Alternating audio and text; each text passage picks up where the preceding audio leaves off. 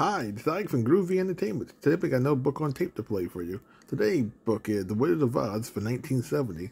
So let's get started.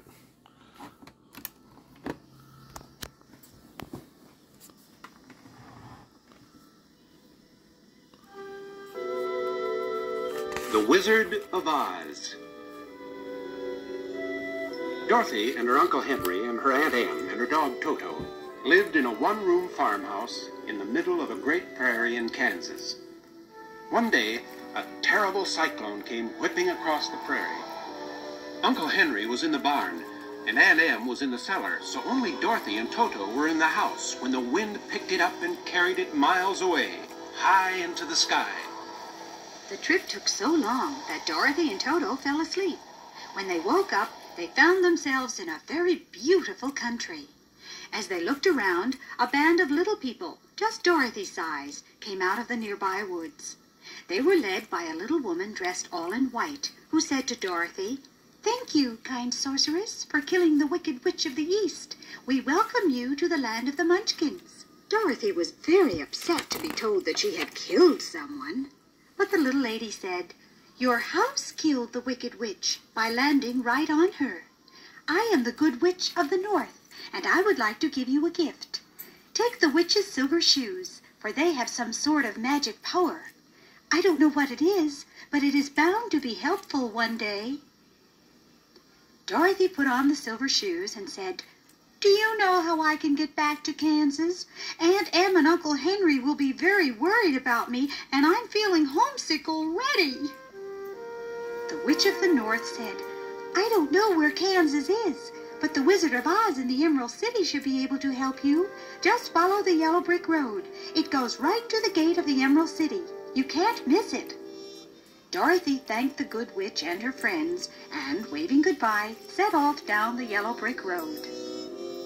As Dorothy and Toto passed a big cornfield, a voice called out, "Hello, would you be kind enough to cut me down? I'm very tired." Dorothy saw a sad-looking scarecrow tied to a tall pole.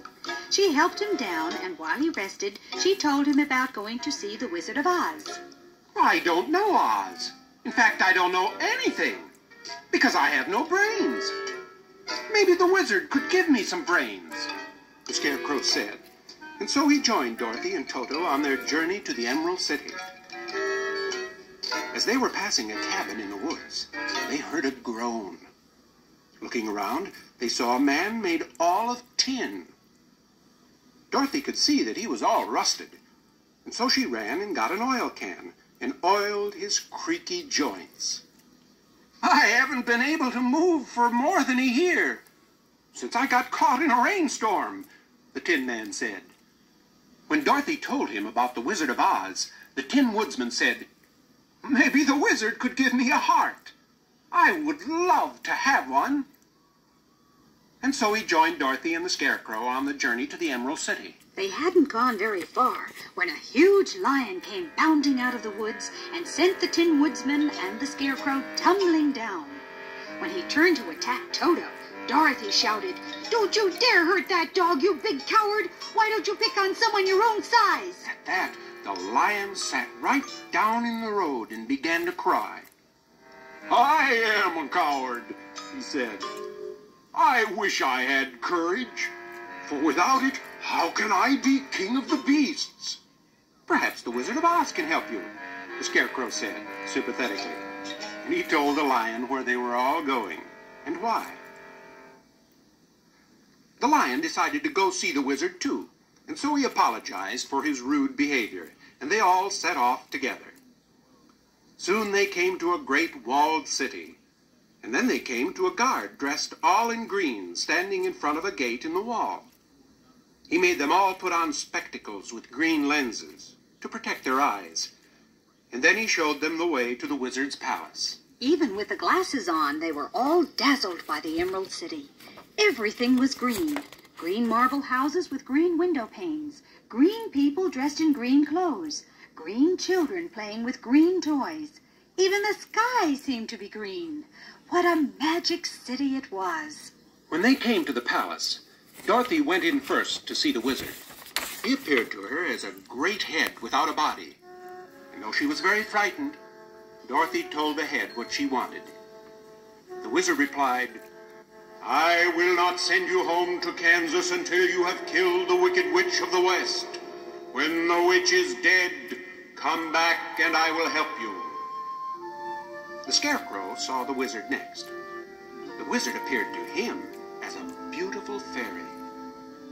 When the Scarecrow had bowed and made his polite request for brains, the wizard replied in the fairy's voice, "When you have helped to kill the Wicked Witch of the West, I will give you brains that will make you the wisest man in the land of Oz."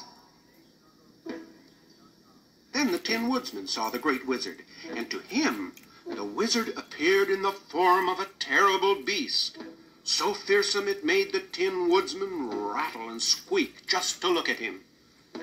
When the Tin Woodman had asked politely for a heart, the wizard replied, "When you have helped to kill the Wicked Witch of the West, I will give you the most loving heart in the land of Oz."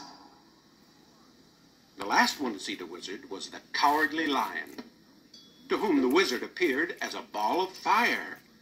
When the lion had nervously asked for courage, the wizard replied, "When you have helped to kill the Wicked Witch of the West, I will make you the bravest lion in the land of Oz."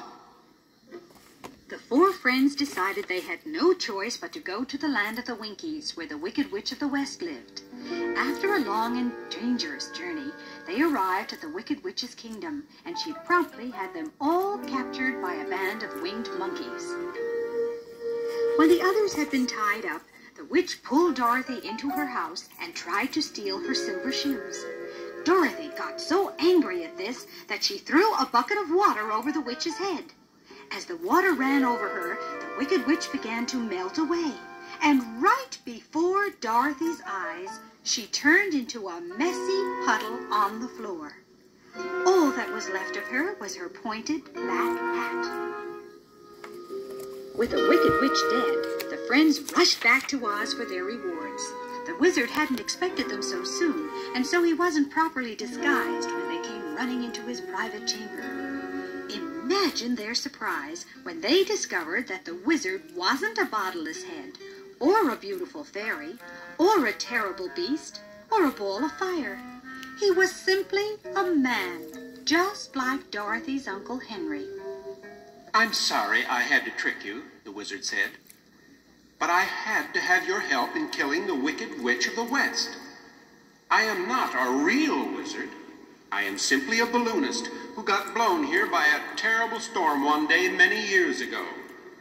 The people of Oz thought I was a wizard, and I didn't want to disappoint them.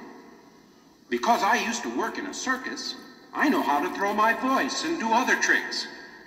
I have tried to be a good and fair wizard." "But what about my brains?" the Scarecrow said. "And my heart," the Tin Woodman said. "And my courage," the Cowardly Lion said.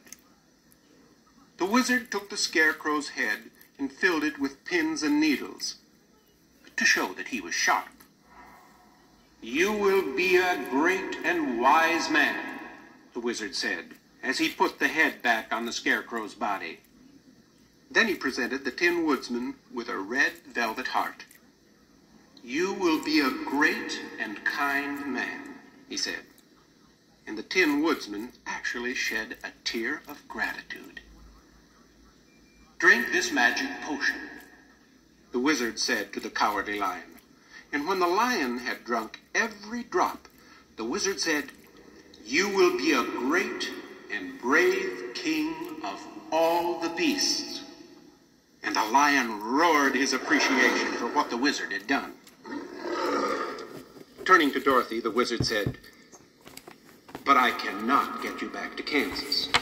The only person who might be able to do that would be Glinda, the good witch of the South. She is the most powerful of all the witches." "We won't let you make the trip alone," the kind Tin Woodman said to Dorothy. "Of course not," the wise Scarecrow said. "We'll have to help you find your way." "And protect you," the courageous lion added. So together the friends, and Toto of course, journeyed to see Glinda, the Witch of the South. When they arrived, Glinda said, "I have heard of the death of the Wicked Witch of the West, and I want to thank you for saving my friends, the Winkies. How can I show my gratitude?" "I'd like to go home to Kansas," Dorothy said, very politely. "My child, you have but to click the heels of your magic silver shoes 3 times, and you will have your wish," Glinda replied. So Dorothy kissed her friends goodbye, held Toto tight in her arms, and clicked her heels 3 times. Before she could count to 10, she was back on the farm in Kansas, and Uncle Henry and Aunt Em were running from the new house, which they had built when Dorothy was in Oz, to welcome her. Toto barked and wagged his tail, and Dorothy cried for happiness. Her new friends had been wonderful, but oh, it was good to be home again.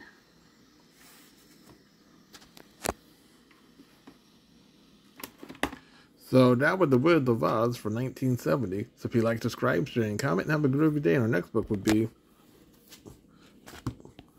Snoopy and the Red Baron.